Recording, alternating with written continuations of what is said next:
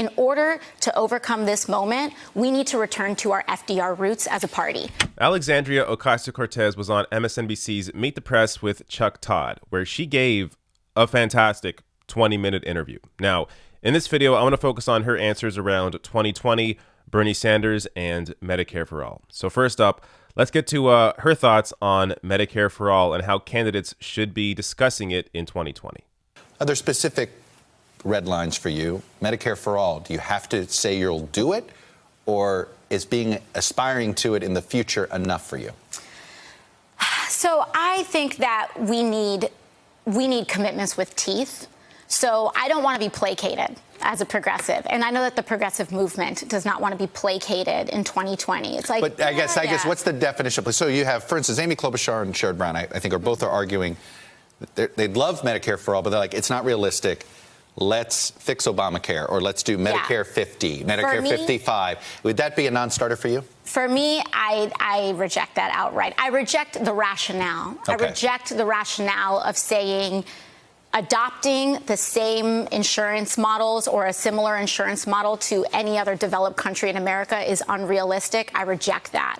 I reject the idea that single payer is impossible. I reject the idea that universal health care is impossible. All of these things are possible. When we talk about what I want in a 2020 candidate, I want a 2020 candidate that says we can do these things. We can be audacious. I think we need, in order to overcome this moment, we need to return to our FDR roots as a party. Goddamn. Just incredible. This is the kind of thing that we don't historically have not seen, at least over the past 30 years on television. A candidate that is completely free of any corporate money, completely free of any special interests, simply answers to her constituency and to the people in the country and understands what people are really feeling. So when we see polling where Medicare for All is popular with the vast majority of Americans, including over 50% of Republicans, then why is there even a discussion about doing something else? Medicare for All should be the only focus in terms of healthcare. The only reason these other candidates like Sherrod Brown or Klobuchar and others are being wishy-washy on Medicare for All is because of special interests, because of private insurance, because of private interests. That's the only reason any candidate is not clear on their intentions with Medicare for All. And really, right now, all of them are crappy on this. Even Elizabeth Warren. Only Bernie Sanders, who has yet to announce a 2020 run, only Bernie Sanders has been solid in his support for Medicare for All. All the candidates that have announced so far, with the exception of, I should say, of Tulsi Gabbard and maybe some other smaller candidates that aren't getting a lot of attention, they're apart from that, there's nobody else talking about the importance of sticking to Medicare for All as a policy. And how she ends here is, I mean, I haven't got to the Bernie Sanders clip yet, but I'm just waiting till she endorses Bernie Sanders. When she says we need to return to our FDR roots, Bernie Sanders is the modern day FDR. I mean, this is a guy who is bold on his positions, who has almost single-handedly moved the country in this direction and allowed someone like Ocasio-Cortez to have the opportunity to be able to win a race, win the race that she did by taking down a huge Democrat with a lot of power in Joe Crowley. So Bernie Sanders exposed in 2016 how much popularity, how much interest there is in actual progressive policy. And again, when you look at the polling, it backs that up. Now, let me get to this next clip, which is around Claire McCaskill's remarks around how there is, we have to look after the middle of the country. Somebody who had an interesting perspective on sort of this issue of the larger issue of the Democratic Party, Senator Claire McCaskill. Mm-hmm. She lost from a red state. And she was critiquing, not you personally, but I think some people thought she was attacking you personally, but basically saying, hey, it is easy to be a Democratic socialist in a blue district like yours. Mm-hmm. It is hard to say that same thing and get a Democrat elected in Missouri. So how do you square that with the ability of finding a governing majority? Well, I square it, first of all, I square it with the direct evidence in 2016 that that is not true. And no matter how you feel about Senator Bernie Sanders, he ran in 2016 as a Democratic socialist. Unapologetically. Unapologetically, and he won every county in West Virginia. And he won Michigan. Primaries. In primaries, I mean, these are among Democrats. Obviously, I mean, no, I know general, that. But that's the point. Among Democrats is one thing, but those independents, right? Those. And he wins independents. He wins independents. That's the thing. It's because people have this mistaken idea that American politics is on one linear line between left and right. 40% of the American public identifies as independents, and that doesn't mean we're in the middle. Right. That means we hate this thing. This is like having a progressive YouTuber on MSNBC, because she is saying everything that all of us online have been saying for the past few years. That, look, yes, there are all these independents, but people like billionaires like Howard Schultz or like the MSNBC host and CNN, they all think that independent means that you're in the middle of the Republicans and the Democrats. That's not what it means. Being independent means you don't like either party. And a lot of the people that don't like either party happen to be progressives because the Democratic Party does not speak for them. The Democratic Party, much like Republicans, speaks to their donors. And as AOC already said, look, we had the experiment in 2016.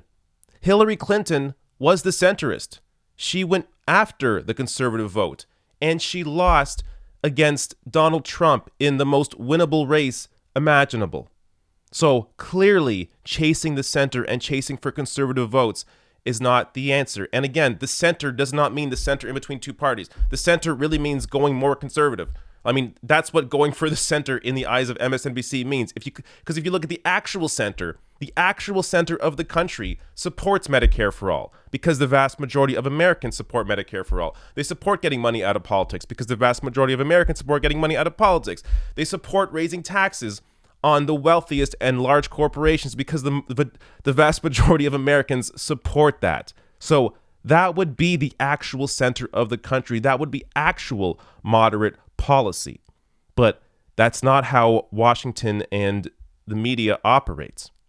Now, again, on independence, I feel like at the end of Chuck Todd's question, at the end of his sentence where he's like, but you got to look for those independents, I think he began to realize he was full of shit. I think in that moment, as he was saying that, he realized, oh yeah, Bernie Sanders did win the independent vote. How does that work? I think he realized that as AOC was saying it. Because let's look at polling. Let's look at this Gallup poll from September. So Bernie Sanders' favorability ratings by group. When you look at it, independents favor Bernie 54%, Democrats 78%, Republicans 26%. And look, if you want to have another discussion, non-whites, Bernie has higher favorables with non-whites than white people, despite all the media narrative that Bernie Sanders supporters are only white. It's complete crap. Now compare that polling to Hillary Clinton from the same month. Look at this. She's 30% with independents. So this shows you, in fact, she's lower in all the numbers. She's lower with Democrats at 77 compared to Bernie with 78. She's lower with independents, lower with Republicans. This shows you, when you have a more conservative politician like Hillary Clinton, you do not get the independent vote. You lose the independent vote. With Bernie Sanders, you got the independents, and he was more progressive, showing you that the independent voters are largely progressive voters. Now, let's go to the last clip here where AOC talks about Bernie Sanders. You felt the burn last time. You still feeling the burn? I mean, I love Senator Sanders. I think he's great. And I think in terms of like an endorsement, I joke, I say, don't ask me until the day of the New York primary. But I think the important thing that we need to realize is that I hope we use this primary not as a horse race around personalities, but around our values. And do you want it to be an ideological fight? Basically, make the decision, Democratic Party. Are you using the this left lane, a center left lane, or a right left lane? I think it needs to be a question for voters. Yep. And I think that we should not vote solely based on who we think is going to be subject to X scrutiny from the other party. Right. I don't think that's a way of doing anything, because that leads to us governing out of fear. That leads to us casting votes out of fear. And I don't think we get anything done when we operate from such a weak position. I think we come from a place of strength, and the strongest position to be in is to know our values and be committed to them. All right.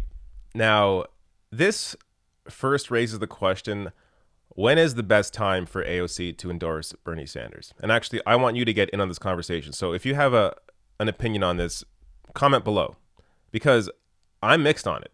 So if AOC endorses Bernie too early, then that could lead the other candidates and the media to all pile on her and just attack her and maybe even hurt her and hurt Bernie in some way. But if she endorses Bernie too late, then her ability to impact the primary is dramatically reduced. So it's hard to know when the best time for her to come out and endorse Bernie is, but we have to assume that she will. I mean, all the hints are there, whether it's her talking about how we need, another FDR, how we need somebody who is strong on Medicare-For-All, how we need somebody who is bold and audacious with their ideas. Bernie Sanders has it all. So again, assuming he runs, and I think he will, there's going to be a time when there's going to be an optimal time for her to endorse him. And I'm not exactly sure when that is, but we all know it'll have to come at some point. I also want to mention just how, she's so right about not voting out of fear. When you're voting in a primary, the whole point is to vote for the ideal candidate. Now, if you ask me, I think most of these candidates could probably beat Donald Trump in 2020. So if that's the case, then you really should just be voting for who is the best person to vote for, who has the strongest policies, who's going to be bold, who's going to come to the table not with the compromise, but with the strong position. And when you look at the candidates out there, Bernie is the one that stands out. Now, Warren, I would be a lot more positive on if she was strong on Medicare-For-All. But she has sort of been wavering on that for whatever reason. And it's so stupid. You don't come to the table with the compromise. You come to the table with the absolute position you want, or even farther than that. So then if you have to compromise somewhat at some point, then you compromise to the position that you actually want. So that's how, in terms of strategy, that's how this all should work. But a lot of these candidates, it's not that they don't understand that. It's that they have other external pressures. They have pressures from big money interests. And that's ultimately what this is all about. And that's also why Bernie Sanders would be the strongest candidate, as he completely removes himself from all of that. He runs on grassroots donations, on a grassroots movement, on volunteers. Bernie Sanders speaks for the people. And I cannot wait to see the looks on liberals' faces when AOC endorses Bernie Sanders.